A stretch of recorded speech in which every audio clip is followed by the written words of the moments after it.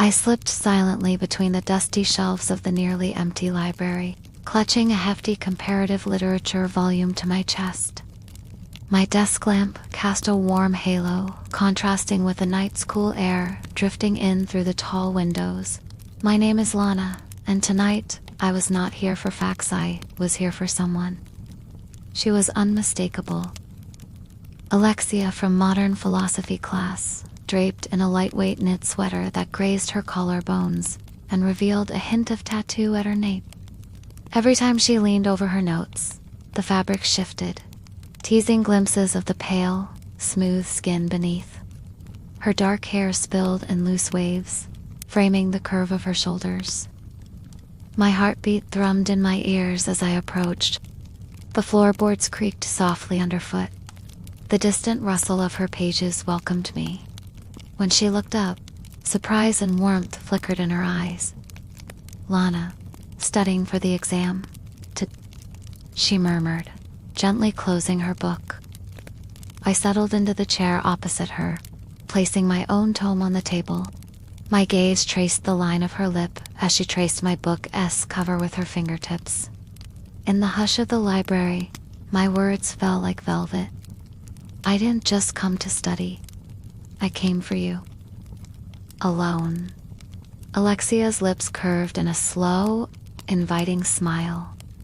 She inched her chair close to our knees, nearly brushed. The whisper of satin trousers against mine was electric.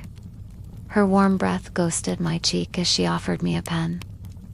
"Help me correct these notes," she whispered. "A little?" Mutual review.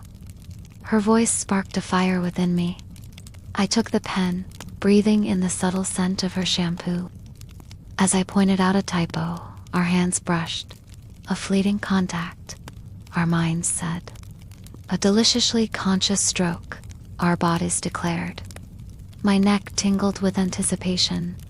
Suddenly, the library's door clicked closed, and ambient noises faded. We were alone, cocooned in our own world of whispers. I met her gaze. The air trembled with desire. "May we do something else?" she whispered, tucking a strand of hair behind my ear. No words were needed. I took her hand and guided it to my lips, capturing a silent kiss. The smooth wood of the table pressed beneath my palms as she tilted my chin upward, deepening our embrace. The rough hint of her stubble against my lips sent a shiver through me. Candlelight flickered from a lone desk lamp, casting dancing shadows. I whispered, "Tell me exactly what you want, so I can fulfill your every need." She closed her eyes, surrendering. My nails traced patterns on her waist, mapping secret roads. The warmth of her body pressed into mine. Her breath quickened as she murmured, "I want you completely, right here, right now." I captured her lips again, tasting the promise of her voice. My hands slipped beneath the hem of her sweater, exploring the slope of her ribs. Her fingers curled into my hair as she guided me lower. The hush of the stacks became the soundtrack of our union. The brush of silk, the whisper of leather, the damp heat of breath mingling against my Nikivri sensation amplified in the hush of the library. Alexia's hands roamed over my back, teasing the straps of my blouse. Each undone button revealed more skin. Each sigh stoked the flames of our proximity. "Let me show you how I want to be touched," I murmured, pressing my palm flat against the small of her back. The lace of my camisole grazed her fingertips, and a shiver rattled her spine. She responded with a soft moan, her body arching into my touch. I guided her fingers down the curve of my hip, savoring the tension in her muscles. The polished wood of the table pressed cold against my thigh, grounding me as our desire soared. I bent to whisper at her ear, breath warm and laden with promise. "I crave the taste of you." Her response was immediate, a kiss more urgent, more claiming, as though she were devouring every inch of me. Her lips trailed a slow path from my jawline to my collarbone, leaving wet kisses that made my pulse stutter. In the dim glow, I felt her breath against my skin, a rhythmic lullaby of want. My hands found the hem of her skirt, teasing that perfect line where fabric ends and skin begins. With deliberate slowness, I slid the skirt down, inch by inch, revealing the satin of her undergarment. Her gasps were music spikes of sound that echoed between the stacks. She returned the gesture, easing my blouse upward until the cool air kissed my midriff. Time lost meaning. Each stolen glance, each whispered name, wove a tapestry of intimacy. Her fingers danced over my spine. I traced the swell of her breasts through the knit sweater. A single candle flickered, its flame fighting the darkness that enveloped us. "Don't stop," she whispered, voice trembling. "I need you here." I pressed my lips to her nape, tasting the salt of her skin. She tilted her head back, letting me claim the curve of her throat. My arms circled her waist, pulling her flesh against me, our bodies fitting as though carved from the same stone. As our hearts thundered in unison, I felt the first surge of release building within me.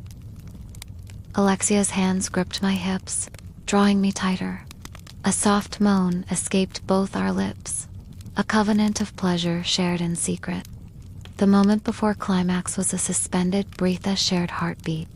I felt her pulse thrumming beneath my palm, her breath coming in shallow gasps. Alexia's lips brushed my shoulder, leaving a trail of warmth that set my skin alight. "Here," she whispered in a husky tone. "Just here." Following her guidance, I traced my fingers lower, unfastening the hook of her undergarment. The satin fell away, pooling at her ankles. The soft swell of her hips pressed into mine, urging me on. Our bodies moved together in a slow, sacred rhythmal liturgy of flesh. Her moans softened into a whisper of my name as I brushed my lips across her inner thigh, savoring the softness there. She arched, pressing into my mouth, and I drank in her scent, letting it fuel me. My hands roamed over every curve, memorizing the lines of her form. I drew back and captured her gaze. In her eyes I saw our secret, two souls entwined in desire. With deliberate intent, I guided her onto the table's edge, slowing the world to a single point of sensation.